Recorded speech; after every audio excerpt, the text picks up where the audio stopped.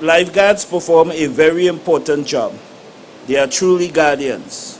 Lifeguards, graduates, in the coming days, you will be responsible for the safety and well-being of hundreds of people on a daily basis.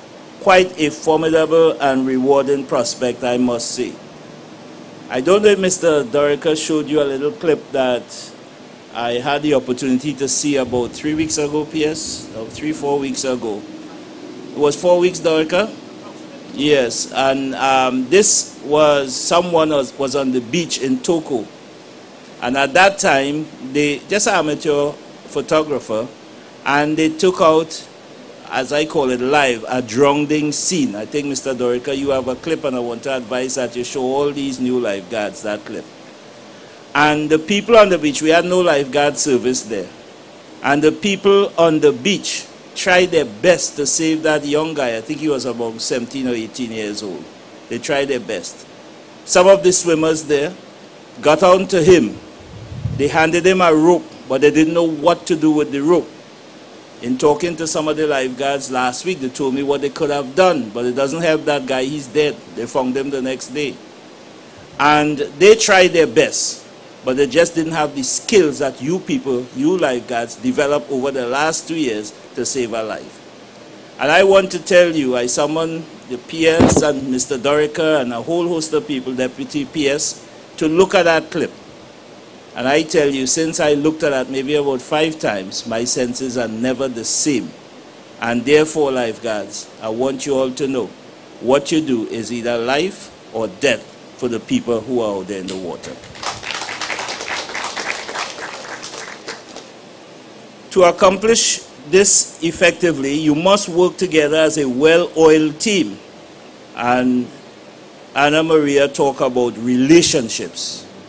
And I think this is what she's talking about. If you work as a well-oiled team, when the crunch comes, you have to back up your support, back up your fellow lifeguards to ensure that you are successful and that you could save lives out there. And I'm sure that is what Anna is trying to impress on you. If you work in harmony, you work in relationship, and you work as a team, you will save lives out there. Sometimes it's so overwhelming. And you know better than I, when people are drowned in is when they're the strongest in their life. And therefore, sometimes it's overwhelming, you need some help, and your fellow team must be there to help you to be successful, to bring that person out, and also to keep them alive. You have to be disciplined and fit, both physically and mentally. And looking at you walking in here this morning, I have no doubt you fit that criteria.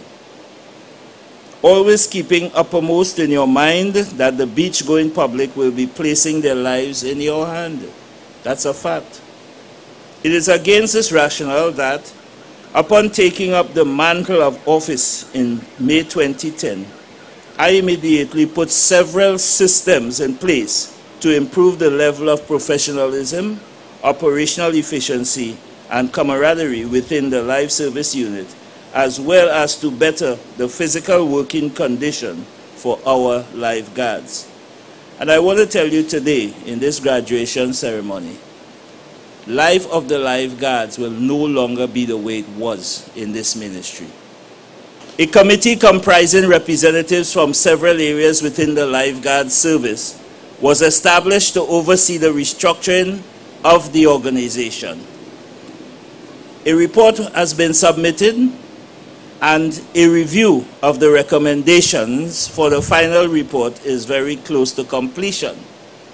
I want to let you know, when that report is finalized, being a lifeguard is not only in a job. You are going to be in a career path for growth and development.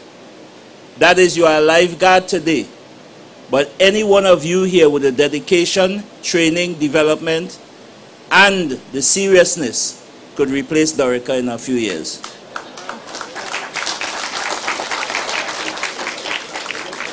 That's lifeguard supervisor and above. So there's going to be a path, there's going to be a structure. You will know it from start, from day off to day, and you know how you could climb the ladder. But I want to tell you, it wouldn't be an easy climb. because what you're about, saving lives, is too important for it to be an easy climb. You'll have to do the sweat and you'll have to do the work. Quite a number of recommendations from the report have already begun to be implemented. For instance, and that shows the seriousness that we are giving lifeguards. For instance, we have formed a uniform committee that is close to finalizing on a new lifeguard uniform that will also take into consideration the need of the female lifeguards.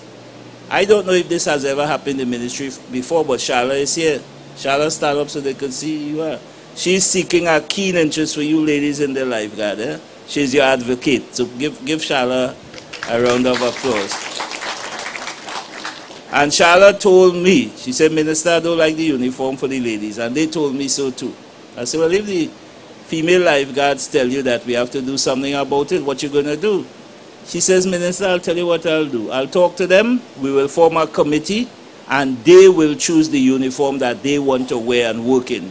A uniform that will make them be able to give the best possible service. And I want to tell you, they have had several meetings. How many, Shala? About 5 meetings. Within that short period of time, they have selected a uniform. And the only thing stopping you from, as usual, looking great in those uniforms will be when Shala hand them to you. Okay? So I'm sure shortly you will get them. The government has already started an expansion of its lifeguard service to more populated beaches throughout the country as far as possible. We will also not neglect the other areas where people go to swim, like in the rivers and some of the small waterways. Because just last week, we lost 3 people in the water. 1 was in a river out in Mayaro someplace. The commonality there is that we lost another life in the water. So what we will be doing, I have asked Mr. Maul, who is responsible for the maintenance and right now, to go throughout the entire country, do some research.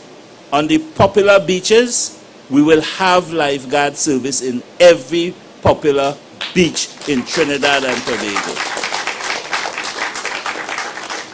It may not happen tomorrow or next week, but it will happen.